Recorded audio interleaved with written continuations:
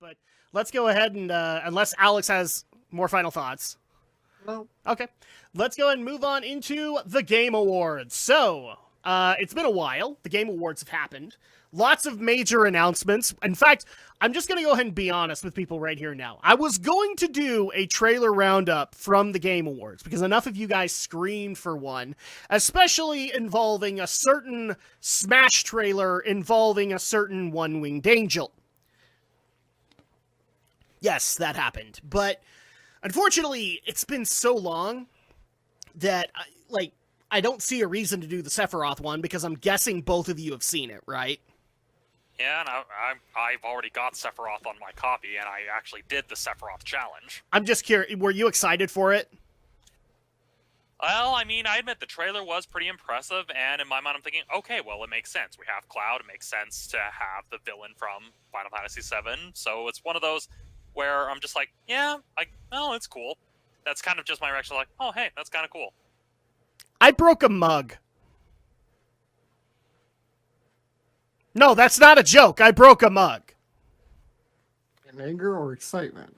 I had not seen the trailer yet, but already reactions were starting to happen, and I saw that it was Sephiroth. I'm like, motherfucker! And I broke a mug. Because I'm so sick of the altar of Cloud and Sephiroth. I'm sick of it!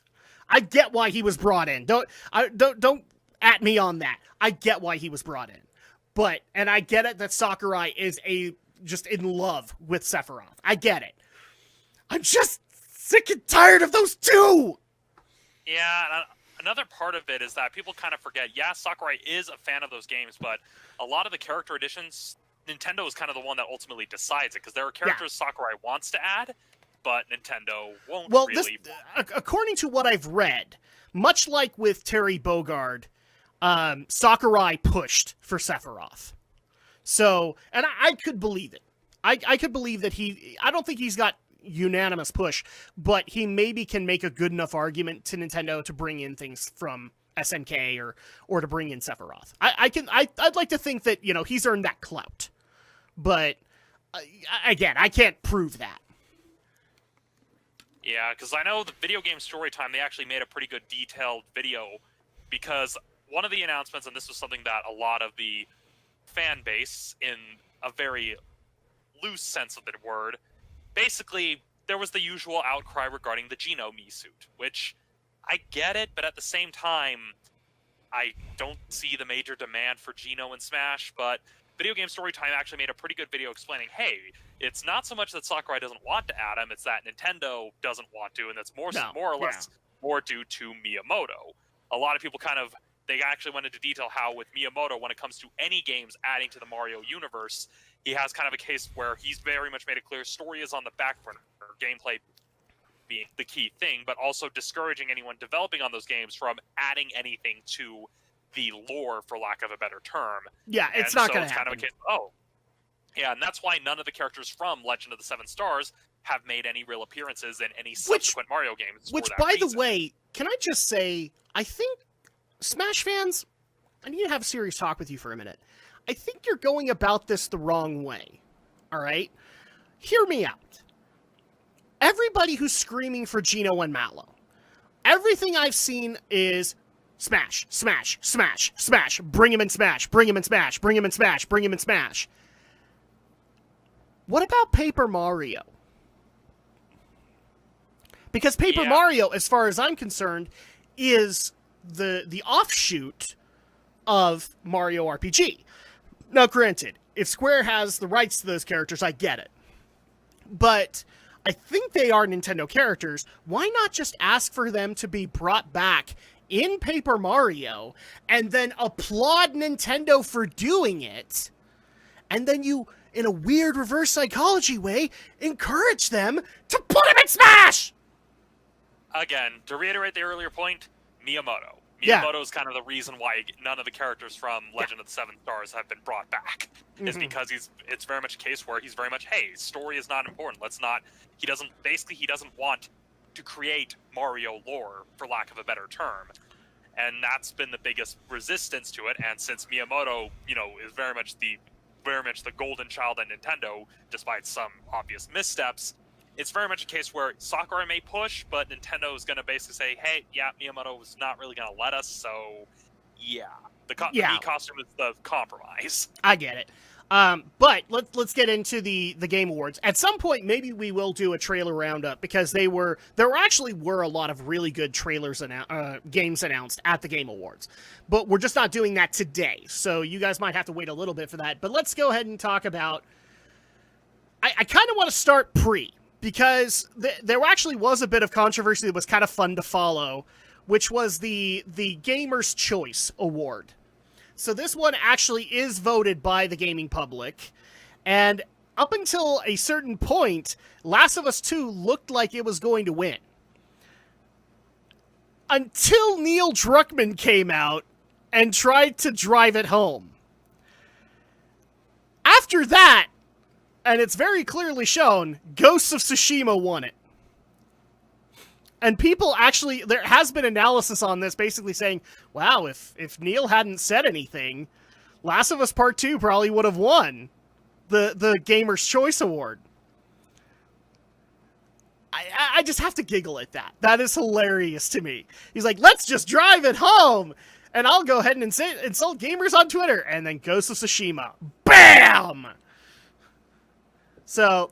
there you go. But in case you guys didn't know already, Last of Us Part 2 walked away with all but one award. All but one. And the one that they did not walk away with was Art Direction. And what's funny about that is that shortly after, gaming journalists were making an argument that Neil should not have won Game Direction either. Yeah, it looks like they lost both art direction and score and music. Oh, yeah, that's right. They also lost score and music. But I love the fact that as soon as... gaming journalists, you got what you wanted! Last of Us Part 2 pretty much had a clean sweep. And immediately you criticized Neil Druckmann for game direction. Why? Sometimes the world does not make sense, people, but it's just great to laugh at. So, yeah, Game of the Year, Game Direction, Narrative. Oh, jeez, that hurts. Score and Music, they did not win. Audio Design. Laura Bailey walked away with the Best Performance. Oh, my gosh. So, let's talk about the ones that weren't Last of Us Part 2, because, frankly, other games, as I made it an argument in the stream, other games were more deserving. But, hey, I don't know what I'm talking about. So we had, most anticipated game was Elden Ring. I believe this is a Souls game, is it not? Guessing that it's coming from Software, that's what it looks like. But yeah. Let's take a look. So, most anticipated game, and we're talking a lot of things in there that are anticipated. You have Halo Infinite that it was competing against. You had Horizon Forbidden West. The Legend of Zelda Breath of the Wild sequel was in there, as well as Resident Evil Village and God of War Ragnarok. And Elden Ring walked away with it. So congrats From Software. Yeah, I think a large part of it is that a huge thing is that, yeah, it's from Software, but it's also a collaborative effort between From Software and George R.R. Martin. And that's probably what pushed it to get that anticipation. Like, that's right. This is the one that Martin's working with them on it. That's right. Yeah. So that's probably what pushed it. It's like, oh yeah, it's From Software, working with George R.R. Martin, author of A Song of Ice and Fire. So everybody's going to die horrible and brutal deaths. Is that not fitting for From Software, though? And also, a woman is going to give birth to a shadow demon. Also fitting with From Software. I mean, they literally... yes. In fact, said shadow demon should become the boss right then and there. Yeah, I mean, the whole impetus for Dark Souls and Demon Souls was because the creators of the games were huge fans of Berserk. So it's kind of one of those cases of, the stuff you described would be fitting.